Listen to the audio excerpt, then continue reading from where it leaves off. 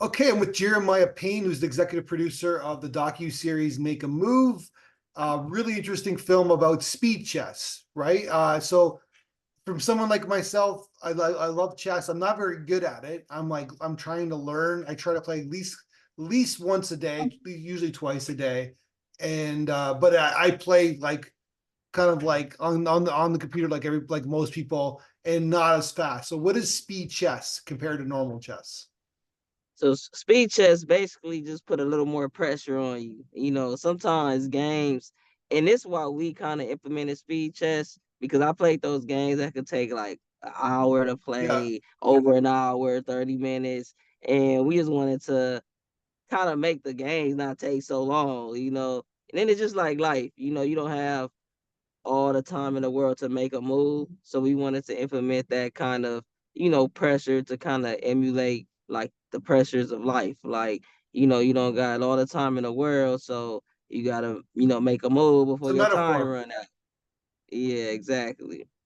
So, okay, so how long is the game? How long is speed chess usually? So our tournaments are 15 minutes for the first couple rounds and then 10 minutes for the latter rounds. That would be considered like speed chess. But then if it's a tie, we have what's considered rapid game, which is 5 minutes. People consider that as blitz, 5 minutes or less. So Yeah. then that gets a little more pressure going on. But it was a way to kind of time the events and things of that sort. So, you know, we won't keep people hostage all day. So but is that 5 minutes in total or 5 minutes for each person making a move? For each person making a move. So if it's a 5 minute game, the game can't go no longer than 10 minutes in a Gotcha. sense. That's not Yeah. so bad. I can see that, but you're still going on your instincts. You can't overthink the. Are you smart enough? Like when you played enough where like if I played this before, like the chesscot.com, which I'm sure you're very familiar of, has like the 3 minute games, right? Where you can't really think ahead. You just got to go on instinct, I guess, right? Uh, Yeah, and that's the tricky thing about like speed because we want to make a time frame where it's like the likelihood of somebody getting checkmate is great. When it gets down to like the 1 minute, 2 minute, 3 minute games, then you just moving pieces for the most part. Well, yeah. depending on like your the caliber of player, some could think that fast, and some just be moving pieces, just playing the clock. You know, When did you first start playing chess? I started playing chess in the third grade. My brother taught me how to play chess, and then in the fourth grade, I won like a championship. In my elementary class, they had like a chess club, and I kind of took a step back from chess, got into performing arts, but then picked it back up in my adulthood, and then it just became something that brought the community together, through something different, you know, and you know, kind of stimulate the mind at the same time and entertain them through our halftime show. But yeah, I started learning at the third grade, around like 10, 11 years old. So you won a trophy like a year in. That's pretty impressive. So you must have had an instinct for it, a kind of a gift for it, I guess. Yeah, I think what played a part in that too was like I knew the other kids wasn't as advanced as me because I'm playing with my older brother every day and stuff like that. I mean, it was still, you know, semi, you know, competitive, of course, Mhm. because you have to beat people. But you know, when I beat my chess teacher, that's when I knew I was like, okay, I'm a little decent. I'm a little above average, you know. Yeah. Yeah, no, for me personally, I feel that I'm not very good, but it's like I feel that I can see where my mind is at that day. If I'm playing a certain day, I can see like, okay, my mind's working on this level. I'm starting to see 3 moves ahead, 4 moves ahead. And then some days where like, say I'm not feeling that great, I can't see anything. It's sort of like it sets my tone of like how I'm thinking mentally. I don't know if that makes sense to you. Yeah, no, definitely, definitely. You know, you have like games like that too. Sometimes, you know, each game is structured different based on like the opponents, how they like pawn structure is and stuff like that. So some games is easier to think steps ahead, and some games is kind of like only able to think maybe one or two steps just because of how the situation is, you know, because you want to always still trying to give a sense of what the other player is going to do, but sometimes they can make it hard depending on like how they structure their openings and things like Yeah, that. But I'm the same way. Sometimes you can think many moves ahead. Sometimes it's limited in a yeah. sense.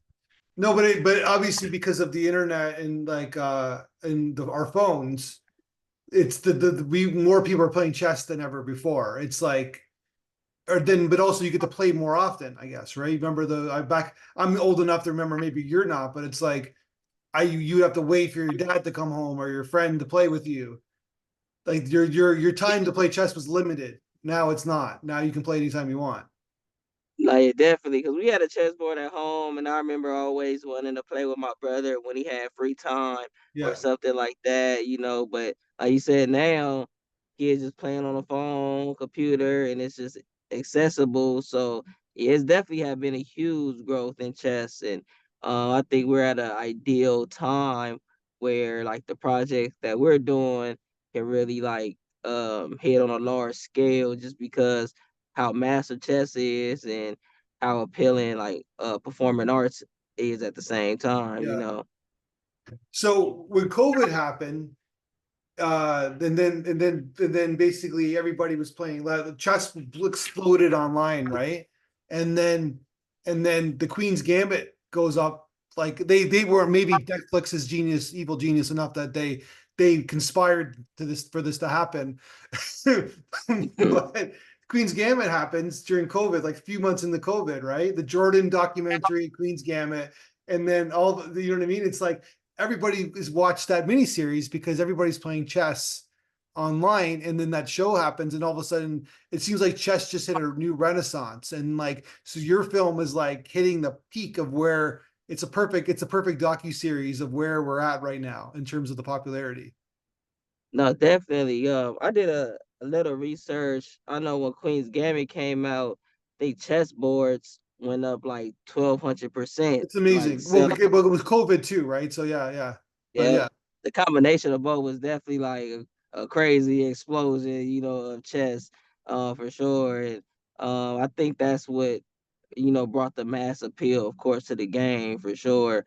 And that's the reason why we really want to like take this experience that we created like just across the country. We had a guy from Spain come in town. He was stationed out of San Diego, which is about a couple hours from Los Angeles, and he looked up a chess tournament. And since COVID, he was telling me the chess community in his where he's from in Seville, Spain, started to diminish from like COVID. It wasn't no more tournaments, and everything just started to go dry. So this was his first tournament in like years. This is probably 2022. It was. And he said this was his best like tournament he ever been in, best experience, and it was just great just to hear like how like his story behind chess, and how he's like trying to like make a difference with the game and his life and stuff. So just getting somebody from an international like element that really like appreciate like what we trying to do to the game of chess, just trying to take off the stigma of it being like boring, and kind of make put a fun twist yeah. to it, but keeping the merit of the game at the same time. So the film, the docu-series, it's fantastic, by the way. I want to get into the nuts and bolts of it, but well, it's a cultural film, right? So you're showing your kind of your community. It's like what you're like basically, which is great, which is amazing because it's like not just some Harvard educated like white guy playing chess, right? Like it's like it's in your community, you know what I mean? It's like and but also you cross generations. So you got is it Maya? So Yeah, my she's like a gifted chess player. How old is she in the is she in the film? she's 16 in the film, 16 and years old she and she's a master, right? Man, she be whooping feet. I don't think she master status yet, but she's like really good, and she learned during COVID. She was saying, and kids got all that time from COVID, and Yeah. just more free time. So she learned during COVID, and then she became like a really good chess player. This was her first tournament, a make a move tournament. But she would always play on the chess app and things of that sort, just kind of self taught. And yeah, she always advancing in like the later rounds of the tournament. And she's one of the people that people was really kind of nervous about playing, you know. So Yeah. And you kind yes, of want her to not, win, right? yeah, So yeah, she's someone you root for, you yeah, know. yeah, yeah. And I think that's the beauty of our project because the story is going to change everywhere we go. So like the next episode says make a move DC. So now we got the DC community, you know, and then just anywhere we go, we want to like kind of, you know, get those stories from those chess players and also, you know, the performing artists from our halftime show. Because with arts and chess, it's just like two universal languages that that can be understood What anywhere. cities have you gone to so far? Los Angeles and Us DC? Yeah, so far Los Angeles, the surrounding Los Angeles cities, Atlanta. We just came from Atlanta a month ago, and then we did DC at Howard University. Oh, at So Howard. Okay. Yeah. yeah, Howard University. So yeah, we just came from Atlanta and that community was beautiful too. We ended up tapping in with the chess club out there, interviewed the guy that runs the chess club out in that area. We actually collaborated with him because he was so stoked about us coming out there. He heard from us from iPick movie theaters. We had a running ad and he was just excited to collaborate with us. So we ended up connecting with that community and kind of getting some of those stories from those chess players and those performing artists. So, you know, we hoping to kind of cut that up soon too to kind of have Yeah. in like the archive. So where do you want to go? Where do you want to go? Like, do you want to? Would you consider going to another country, or do you want to stay into the kind of urban United States environments? Like, like, I'm just curious where you On guys. Toronto is definitely on our map. We had a violinist fly in town a few tournaments ago from Toronto that competed in our halftime show. Well, performed at our halftime show, which is beautiful. But Yeah, definitely like Toronto, Lagos. We were in talk with an organization in Nigeria to come out that way, and that's then also amazing. Sri Lanka. Yeah, and also Sri Lanka. So those like the top kind of three international standpoints. We were talking with a chess master in Sri Lanka that's kind of we will be collaborating with to bring it to Sri Lanka out there too. Yeah, so So and I'm. then you know those halftime shows will be more cultural, you know, like So yeah. you know, showing a different So the thing. community, right? So, but every community you go to has its own identity, right? So that's what you're showing, which is amazing. So Yeah. I've been fortunate enough that I get to watch a lot of documentaries, and whoever was your editor in this film is fantastic. Like it's like because I watched it twice, right? And it's like the first time I'm watching it, I'm doing it, and the second time I'm breaking it down. I'm like, nice edit, like just a really beautiful piece of storytelling. So who's your creative team? Who's your editor? Who shot your footage? I'm just curious. Yeah, her name is Tara. She's We'll been keep her. working definitely, definitely. She's been working close with our executive, our other producer, Dalie, Caudle, and Pat Charles. They've been working together on other projects, and our filmography, our friend Martin and David and Caden and Sam. Those are like production team that help shoot the shots. But yeah, Tara, she's a really great editor, and we definitely gonna keep her on the team for future episodes. But yeah, appreciate y'all enjoying the film. You know, we would definitely appreciate the opportunity to even, start our kind of international presence in a sense, you know. Yeah. Oh, so no, you made me go on her website and you can see that she's got some pretty good credits. Like she's doing well for herself, you can tell. So Tara is yeah, definitely really great. And yeah, Pat Charles and Delia Caudle had like the kind of vision of like kind of where to go with it. Cause every event we always had like videography, and it was just like kind of seeing how to put it together, with the different elements and trying to tell a story at the same time. so you're looking to get like what is your ideal? You're looking to get it on a streaming service? Are you looking to sell the series, or is that your next step? Yeah, we're exploring opportunities. We currently are pitching to networks. We pitched to a lot of the major networks we sent our materials in. We did land a pitch meeting with NBC. Unfortunately, they ended up passing on it, but yeah, we're just looking at different outlets that could see the vision and that could really, kind of see where we're like trying to go with it. Like the end of that season, we planned on like bringing the champions together for our champions tournament. That's what everybody competing for. So December is our champions tournament where we'll be having Yeah. all the champions come together, kind of compete with Well, each other. the peacock doesn't know what they're talking doing, right? So you mentioned NBC, so the cock. So so tell I don't know, it's the funniest name to call a streaming service, anyways, but Yeah, because you're no, people are for gonna be sure. saying that for decades. So grind and inspire. What's grind and inspire? Yeah, that's our entertainment business umbrella that we're like we do media production and music production. So that's our production company. It's a Grind Inspire. So I love how you like you said you're adding the arts to the chess tournament. You're doing like the halftime show.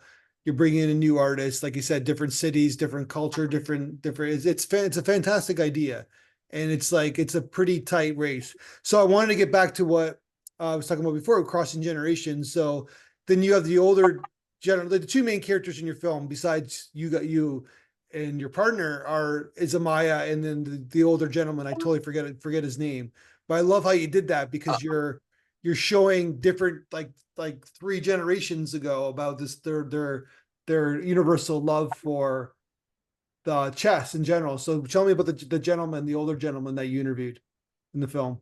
oh yeah, his name is his nickname is Gumbo. He go by Gumbo, Reginald. Hello. Yeah, he's a great guy, man, real charismatic.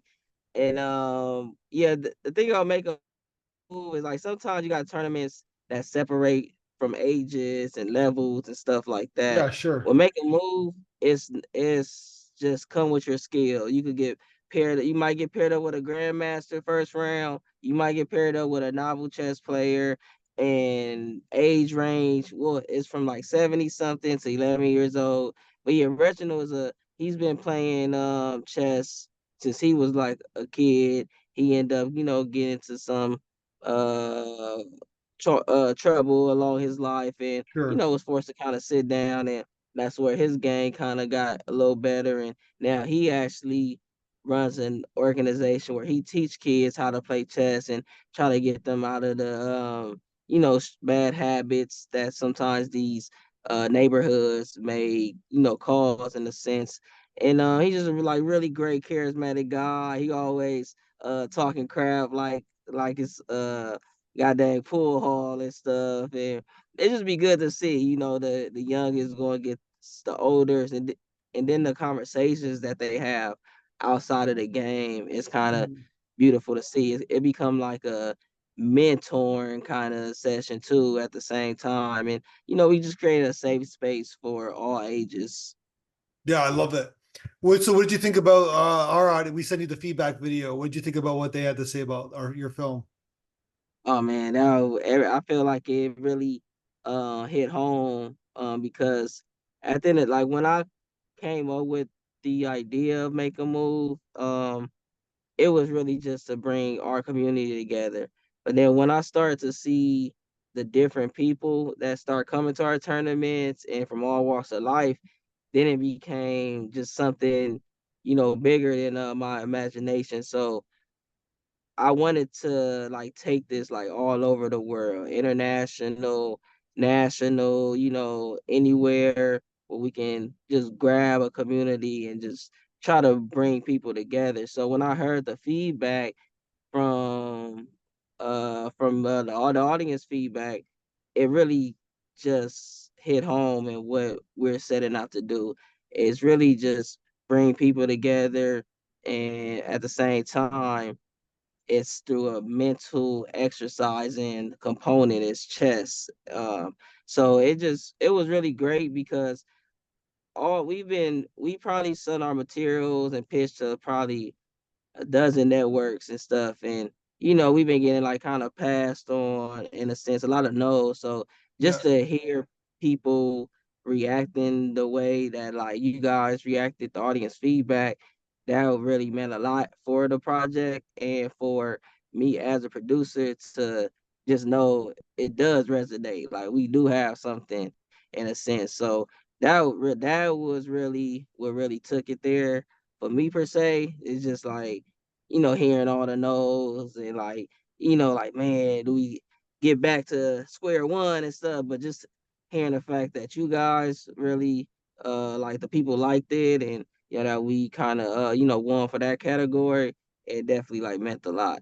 Well, I think it's fantastic what you guys are doing, and keep up the good work. Like the film ends with to be continued, and I just like it, no matter what happens with the series, but I think what even the whole idea of this of Make a Move is fantastic, and I think there's a bright future ahead of you guys. So I hope you guys keep at it, and we can talk again when you make your next when the next installment is finished. I appreciate it. Thank you. We definitely keep you guys updated, and definitely appreciate the opportunity for letting us participate in y'all film festival. How often do you guys do the film festival? Once every month we do a documentary festival every single month. That's what's up. Well, great job on y'all and for really providing a platform for people and creatives, like myself and others that's gonna be participating in y'all's to come. All right.